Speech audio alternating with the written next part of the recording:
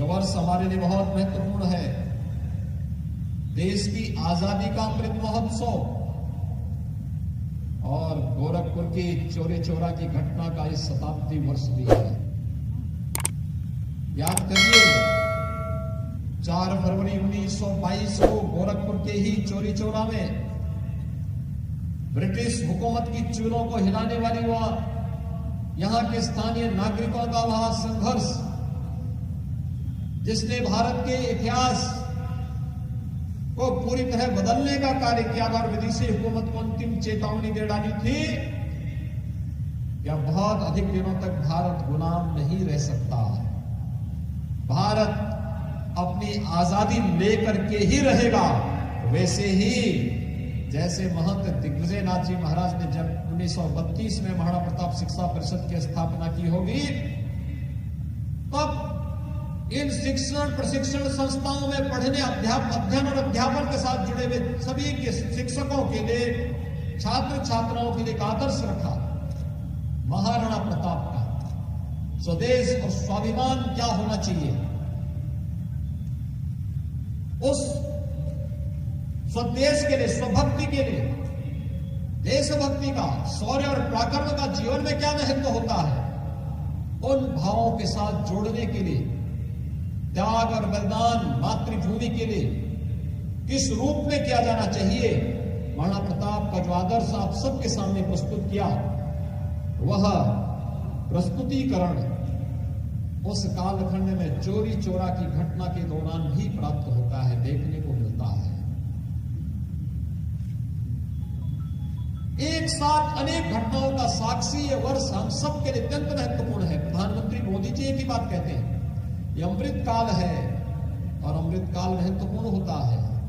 ये व्यक्ति पे निर्भर करता है अमृत काल का फल किस रूप में लेता है। और मैं तो मानता हूं साक्षात फल आपको प्राप्त हो रहा है। कल सायकाल में अनुराग जी से भी, रवि किशन जी से भी, डॉक्टर राधा मोहन जी से भी, डॉक्टर धर्मेंद्र सिंह जी से भी इनसे पूछ रहा था कि भाई कैसे होगा। कल सायकाल बारिश हो रही थी और अभी मैं देख रहा हूं इतनी तेज धूप है, इतनी तेज धूप है कि सामने जो बच्चे बैठे हुए हैं उनकी आंखों में, और जो अतिथि बैठे हुए उनकी आंखों में तेज धूप के कारण उनको स्वयं की कठिनाई महसूस हो रही है। लेकिन संस्थापक सप्ताह समारोह के लिए हम सबको इस प्रकार की चुनौतियों के साथ जूझते हुए अपने आप को आगे बढ़ाना होगा। 1 सप्ताह तक ये कार्यक्रम चलेंगे और 1 सप्ताह के कार्यक्रम के बाद जो अनेक प्रकार की प्रतियोगिताएं चलेंगी। आपने देखा होगा प्रधानमंत्री मोदी जी के मार्गदर्शन और प्रेरणा से जब भारत की ओलंपिक की टीम टोक्यो गई थी, तो उसको रवाना करने के लिए हमारे खेल मंत्री जो आज यहाँ पर सूचना प्रसारण और खेल और युवा मामलों के मंत्री हैं, उन्होंने इस समय रवाना किया था। तब कहा था कि अब तक का सर्वश्रेष्ठ प्रदर्शन करेंगे। खेल भावना इस स्वस्थ प्रतिस्पर्धा को बढ़ाता है। याद रखना, इस स्वस्थ और सकारात्मक प्रतिस्पर्धा व्यक्ति को आगे बढ़ाती है, उसके जीवन में उन्नयन लाती है। और 1 सप्ताह तक विभिन्न प्रकार की प्रतियोगिताएं चलेंगी।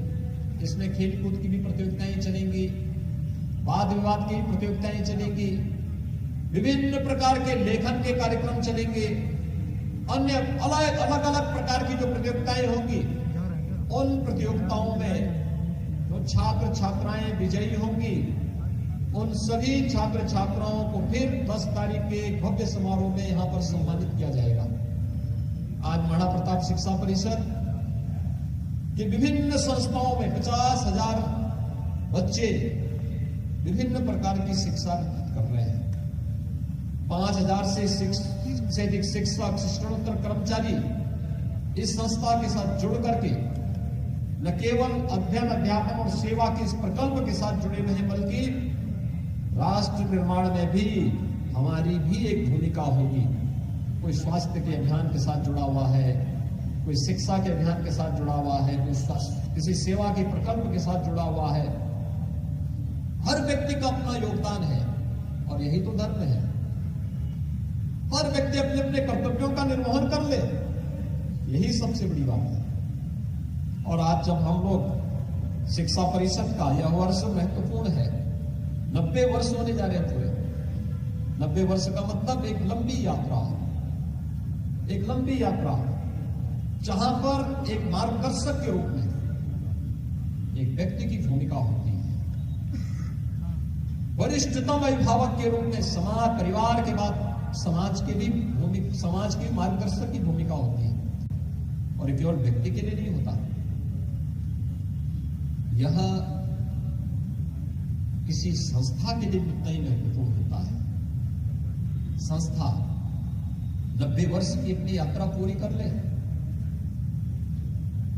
संस्था एक बार खड़ी कर देना आसान होता है, उस संस्था को जीवंत बना करके चलाते रहना, यही साधना है। और उस साधना पद पर आप सब बढ़ करके कार्य कर रहे हैं, यह अभिनंदन